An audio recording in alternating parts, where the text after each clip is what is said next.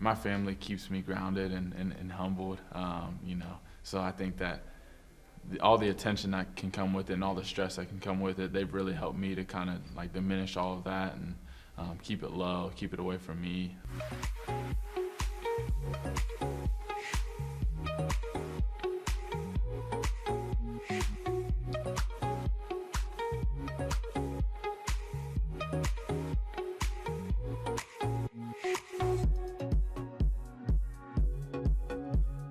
Welcome back, or welcome to Y Option. I'm your host, Yogi Roth, as always, joined by Jim Thornby.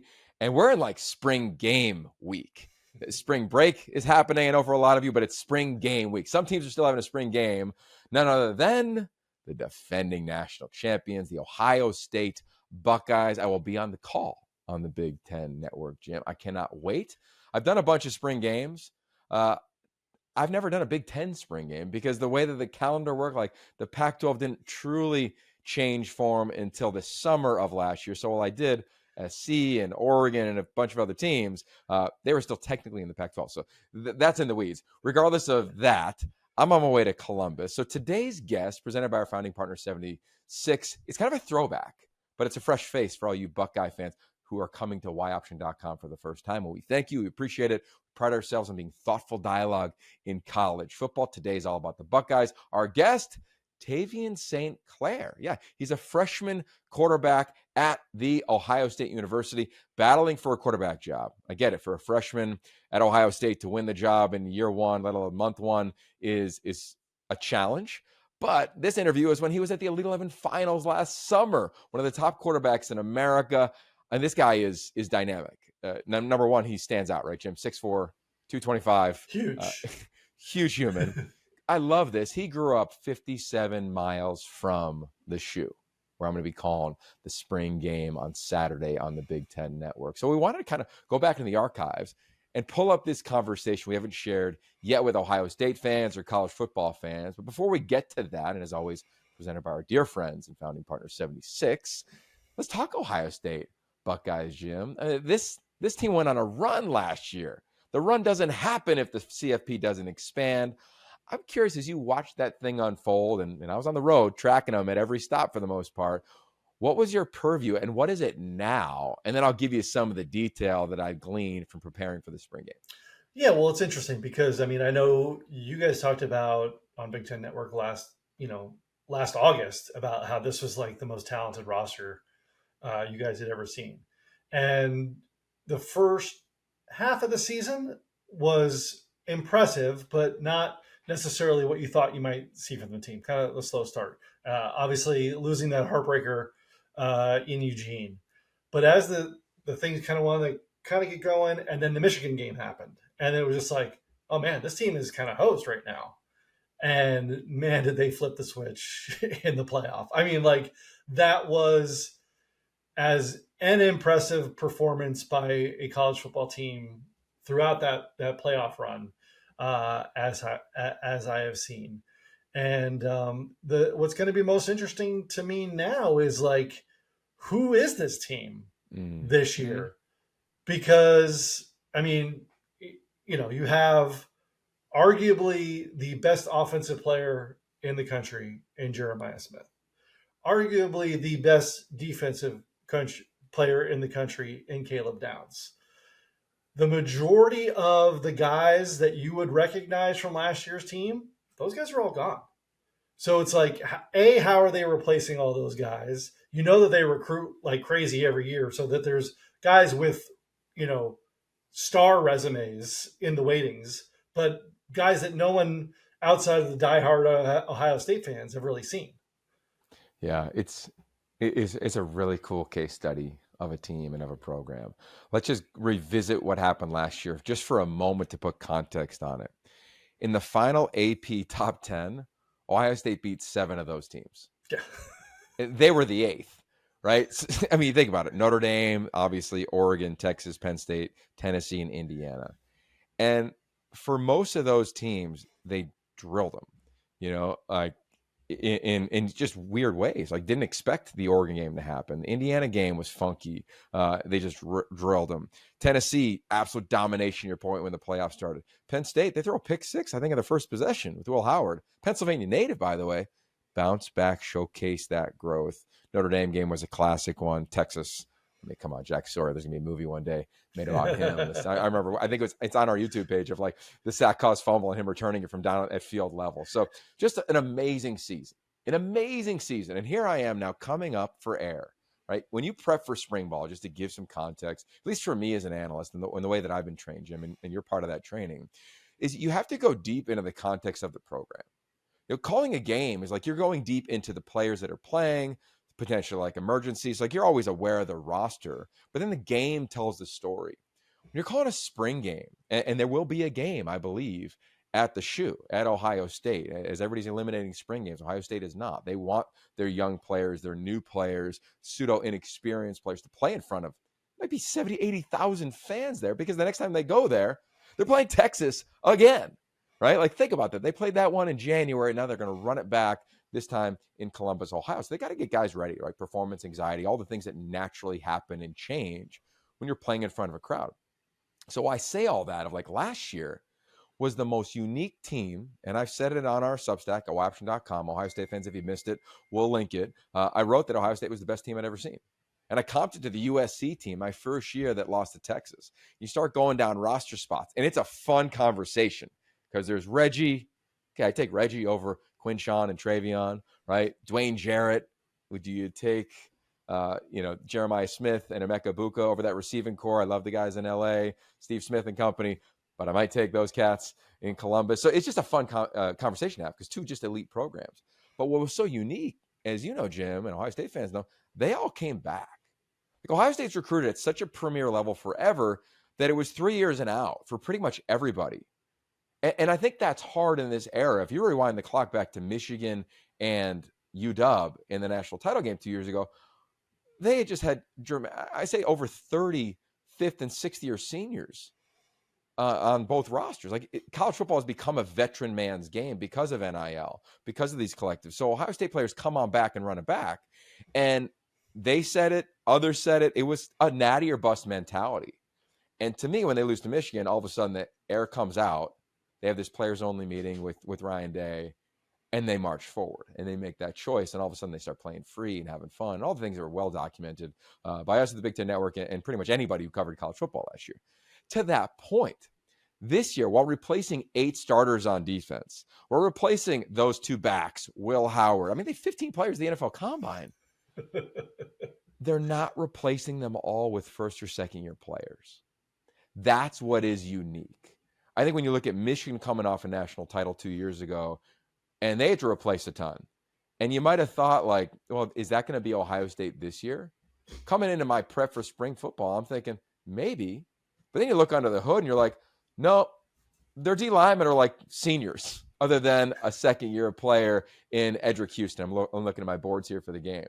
Kenyatta Jackson, senior. Caden McDonald, junior. Caden Curry, senior. CJ Hicks, senior. Like, they all played. They played 100, 200 snaps on special teams. Like, they've played a ton of football.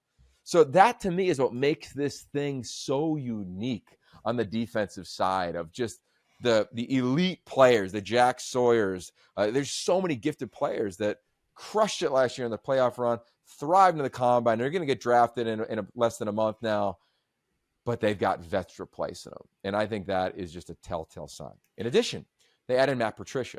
Matt Patricia, formerly the New England Patriots, head coach at the Lions. He had a great YouTube series called Coach last year, he and Bill Belichick. He is now running the defense. He's the only real new guy on that defensive staff. But what do the Patriots always do well, Jim? Plug and play. They put the best 11 on the field, whether it's Lawyer Malloy playing safety or linebacker or nickel, like whatever. Like, they found the best guys.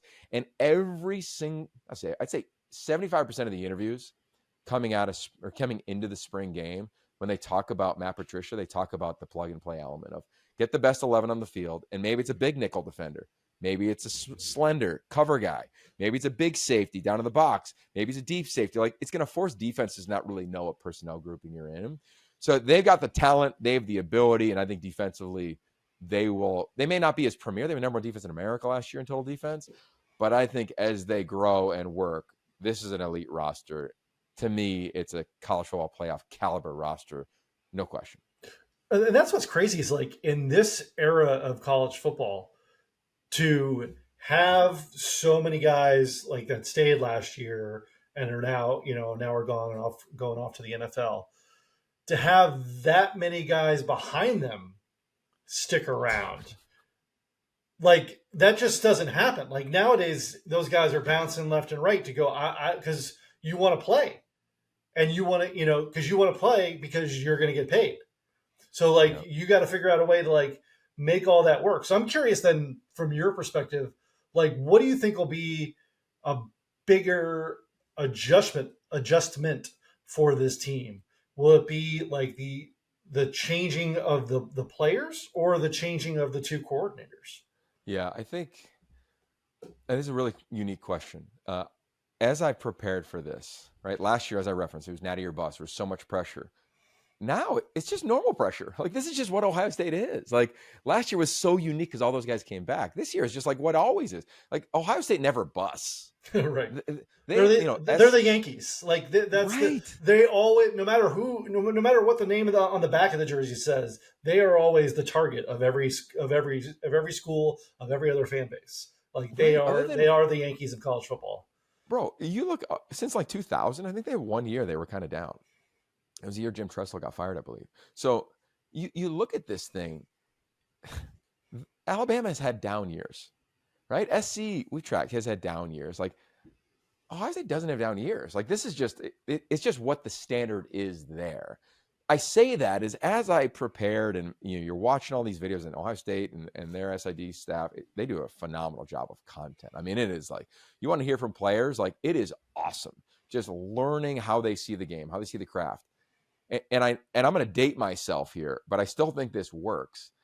I am comping what Ryan Day has curated and built as the head coach there to what I was in the weeds of at USC under Pete Carroll. Why? Because the players all talk about competing against one another, together with one another. How if you don't bring it, this place isn't for you. How if you do start, you're an NFL draft pick. And the numbers back it up. Look at the last 8 years. Brian Hartline's been there as the wide receiver. He's now the play caller, to your point, of a new offensive coordinator as Chip Kelly goes to our favorite team, the Raiders, in the NFL. Every player that's ever started for him at wide receiver, for the most part, has been drafted in the NFL. Like it was that way at SC. We had 5 running backs in the cover of SI back in the day because they all knew the one who started or the two who led with carries were the two best backs in America. Like that's what, to me, I'm gleaning from this culture. I really am. So I don't think it's either or of bigger adjustment, players, play callers, new faces. Like I think this machine's going to continue on. What is the adjustment? Because they are playing elite teams too. I mean, we can't ignore the fact of college football. And I believe the Big Ten and I think it's fair to say the SEC have separated.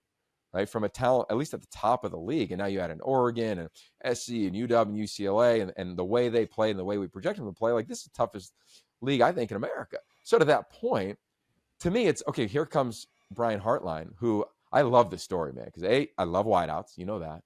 2 years ago, he was the OC, and then Coach Day called the plays in the season, right? So he went through spring, a little bit of camp, and then eventually Ryan Day decided, best thing for the program is for me to call plays. And then he hired Chip last year. Brian Hartline is driven. This is a guy who spent a bunch of time in the NFL, was an elite player, an elite mindset, and he just went to work. And he just kept learning and gleaning and learning and gleaning. And to me, I can't wait to ask him this, but I bet it was pass pro and run game. I mean, that's just the thing that us wideouts, like we don't live that every day, right? When you're a player, especially a player at the premium level like him. So now, as Coach Day has shared many times in the media, he's got tremendous expertise in all those areas. What I can't wait to see, and if I was calling a actual game, how are you navigating third down? How are you navigating red zone? How are you navigating when the clock is winding? Like those are the things, the instinctual elements of a coordinator. That to me is what separates coordinators, right? Like where the matchups are as you're watching in real time, and you're getting a ton of feedback. The staff is awesome. They're youthful, they're energetic, they're experienced. That to me is the thing that's going to be fun to watch, and marrying it with your quarterback. That's what we haven't talked about it yet, but that's the biggest story in Columbus. Who is the starting quarterback? Well, Tavien St, 5-star quarterback out of San Diego, who went to Alabama, and then when Coach Saban retired and Kalen DeBoer came in, he hit the portal after a week on campus, found his way to Columbus. Elite arm talent. We talked about Daniel Jeremiah. Hand quickness is really impressive. And then as well, you got Lincoln Kleinholz. This is a guy who came from South Dakota, played every sport imaginable. I hope we show this in the game of like him in like a windmill dunk in high school. And our guest today, Tavien St. Clair, our conversation coming up here shortly, presented by 76. So that to me is like how you're discerning the call sheet with the quarterback and what they can do. And to me, the blessing of this season for Ohio State is who they start with and how long the season will go. I mean, last year, I don't have their schedule in front of me, but I think it was Michigan State was week 4, and that was their first test. They didn't have Texas. Like I love how coaches talk about having an early test and what that does for you, because you get to reality of like, all right, who are we really? And I think much like Michigan last year in the Texas game, or even Texas in that Michigan game last year, remember that early in the season in Ann Arbor, like I think those are great for teams early on. And I think for both Brian Hartline and whomever the presumed quarterback will be, that will be a moment. I don't think they're Michigan last year at quarterback. I think they got better talent there. I think they'll solidify whom it is. I cannot wait to find out what must happen at quarterback. Because since Ryan Day's been there, I think he's got 6 quarterbacks who have been the Big Ten quarterback of the year. Right? They've won it 6 times, not 6 quarterbacks. The CJ won it a few times, and JT won it a few times. But to that point, that's the thing when you talk about new faces, whether coaches or players. That's the one that stands out to me. Ready, set, dream cabin nestled in the woods. Just 4 hours to go. New job halfway across the country. Butterflies before a first date. Wherever you go, 76 fuels all the ways you go, go, go. Yeah, and it'll be interesting too, because obviously you're speaking a lot to the Ohio State fans here, but speaking to the West Coast fans, like last year we got to see Ohio State once in the regular season when they went to Oregon, and then again, when they played them in the playoffs. But now this year they bumped that West Coast games up to 2, so they've got Washington and UCLA this year. They're still holding out that Ohio State USC game that all the TV network executives, I'm sure, are still salivating over for whenever that comes into the rotation. But we've talked about this in the past, and I think what'll be interesting is because a lot of these guys all stuck around as the backups. Will the backup, whoever emerges as the starters at all these positions this spring, will those backups still stick around, or will this be like, hey man, I got to find I need to play. I need to go find a place. So the spring portal with Ohio State could be really interesting with the amount of, guys that are really looking to fill these spots that are, open with everybody leaving for the NFL. It's an interesting point. And we're going to talk about it hopefully in the broadcast too, is rosters are going to 105. So on one hand, it's okay, like you have to go from 120 to 105. That's rough.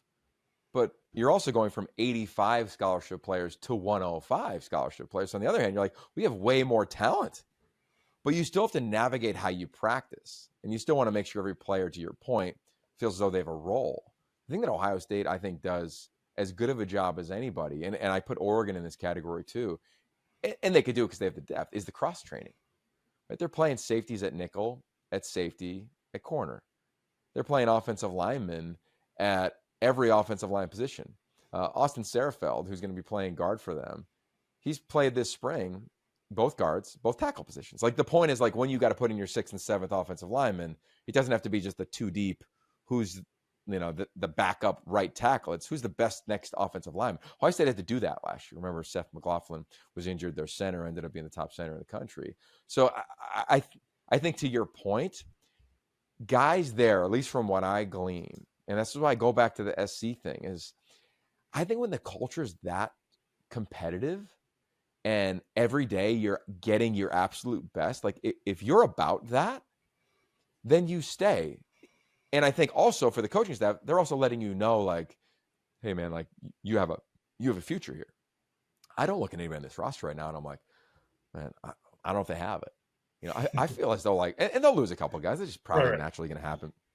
But I look at like, they're bringing in like these young linebackers, young defensive linemen, like elite players. But what did the elite players last year do? They played 175 snaps on special teams, right? Like the running back room, the goal of the running back room this year under Carlos Loughlin, who was at Oregon 2 years ago as running back coach, he said earlier this spring, the goal for that room is to everybody be on the core 4 special teams. He said, because everybody wants to go to the NFL. If you're running back, if you're the backup running back, like you got to play on all the special teams. And I hear that in every position group, whether it's a freshman DB, Tavien Sanchez, who seems to be just kind of like the version of Jeremiah Smith at DB this year. So we'll see. That's a lot of hype. But my point is that like when they talk, you feel a level of maturity. And I think that last year, and this is the thing we'll leave on, and then we'll get to our interview here with Tavien St. Clair from the Elite 11 this past summer, which is kind of a fun listen as a throwback. The thing that was so unique, Jim, is that they had, I want to say it's 20 players mid-year. I'll try to figure that. I think it's right around 21, I believe. Portal or freshman. They all went through the latter part of the CFP run. So from the Rose Bowl to the Cotton Bowl to the national championship game, what does that mean? They got to see, if you're a young running back, Bo Jackson, freshman running back, James Peoples, amazing second-year running back, right? CJ Donaldson, transfer running back from West Virginia. They got to watch how Tavien Henderson prepared, how Quinshon Junkins prepared. The young guys on the defensive line, right? Whether it's Logan George, shout out to Cody Hawkins and Idaho State because he transferred in from there.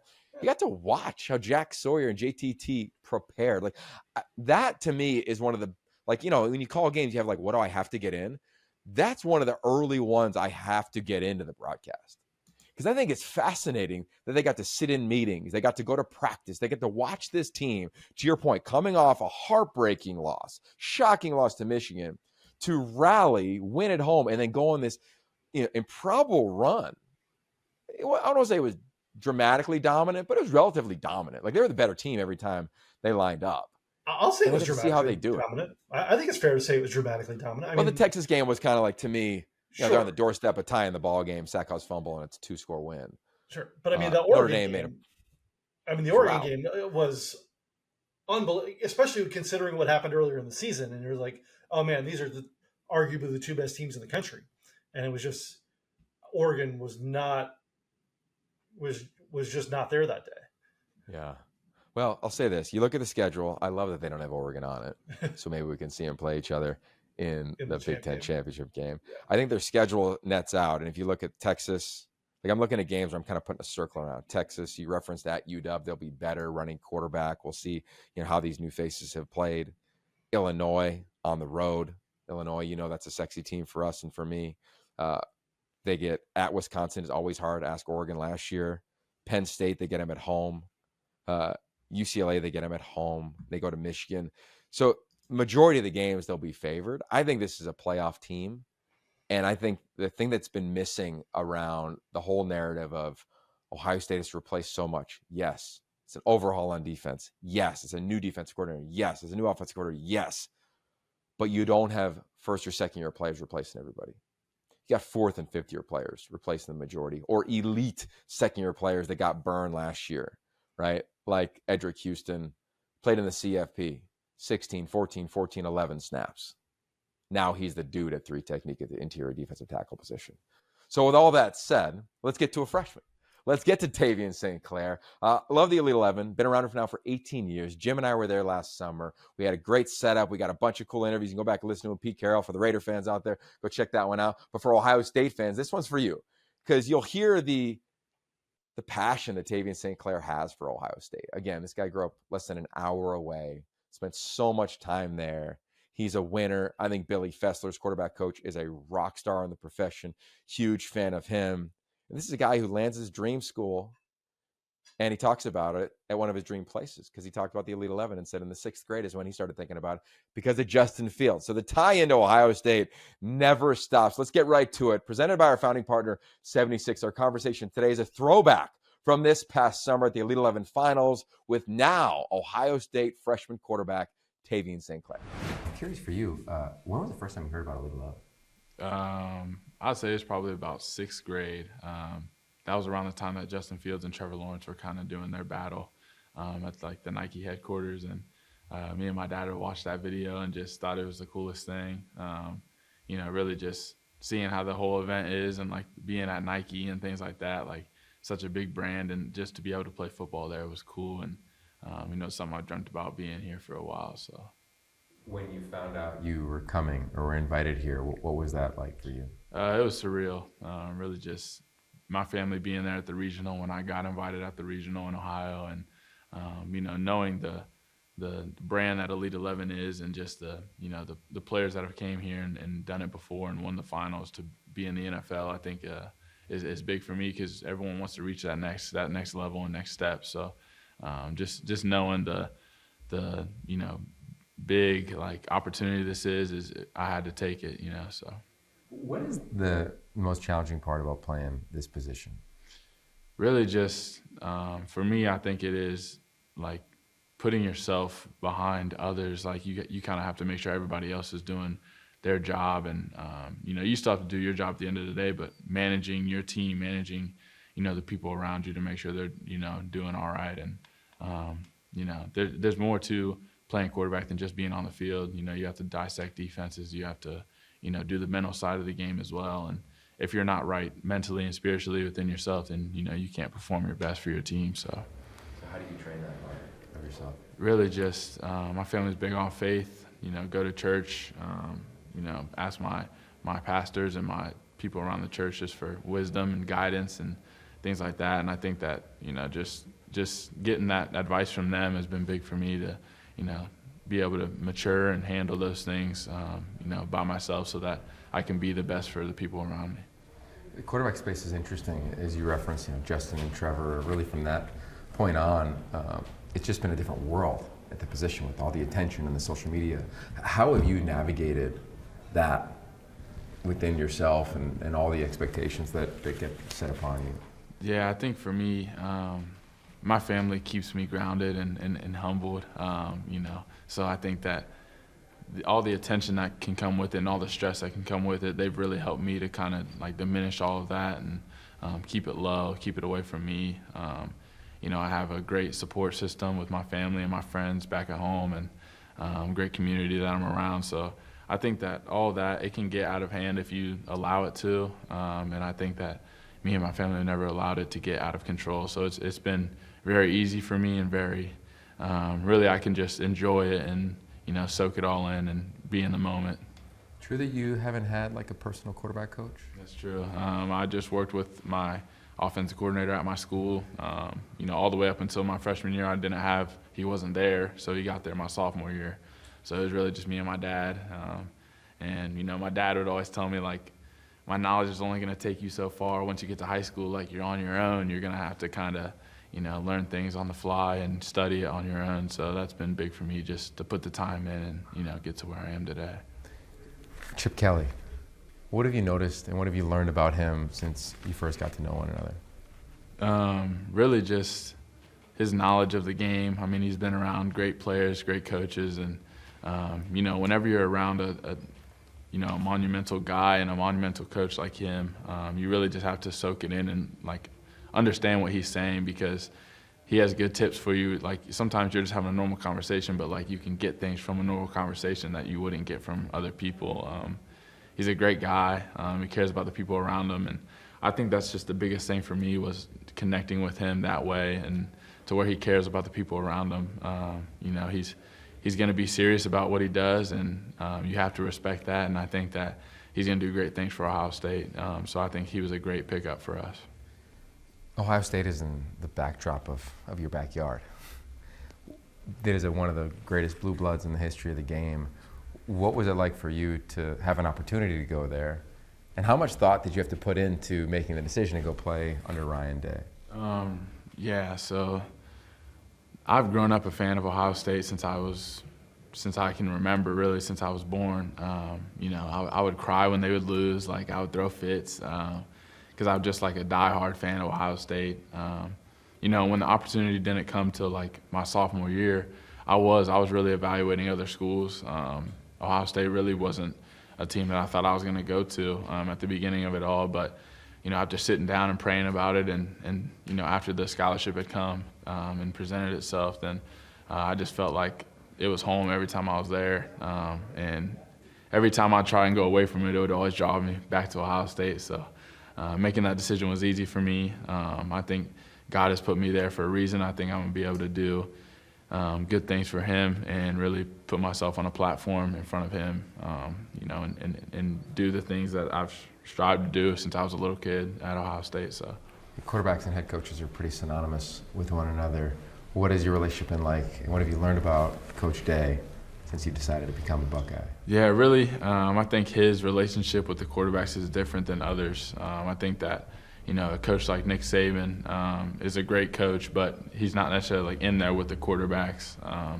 But Coach Day he's really like offensive minded and quarterback oriented. So he knows like things that you should be doing. He's been around like and coached C.J. Stroud, Justin Fields, like people that have taken it to the next level. And my relationship with him, like it's just different, I think, than other recruits, just because he knows like where I can go and where I can take it. And, we just have those conversations. Sometimes it's hard, sometimes it's, easy, where he's very excited to get me to Columbus. And, our relationship's great and has been good ever since I committed. And I couldn't have asked for a better situation. We spoke earlier, prior to you guys all getting here, about the intention that you might have walking in. I'm curious if you were able to sit and think about that. And if so, what is it as you enter the Elite 11 finals? Really just, I think for me, growing up in a small town and, not really feeling like we get the recognition we deserve coming from Ohio, I just thought that I wanted to come out here and showcase, not only for myself but for the state of Ohio. Just we have good players too. Coming out to California is an opportunity that not a lot of people get, and I think that, especially the Elite 11. So for it being a dream of mine since I was a little kid, getting the opportunity to come out here, I'm trying to show, why they chose me to come to the finals and really just put on for, the state of Ohio and Ohio State University. So, curious for you, in big games and big stages and big moments, this is one of them. You'll have many more. Performance anxiety can be a thing. How do you navigate that element of an expectation or of an environment that can seem at times overwhelming? Yeah, I try and just like go back to my faith, and I think that God will give his toughest soldiers like the toughest trials to go through, and if he wouldn't give you that trial if you weren't capable of handling it. So I think that when those hard times come for me, I just try and be calm and handle it with all the maturity that I can.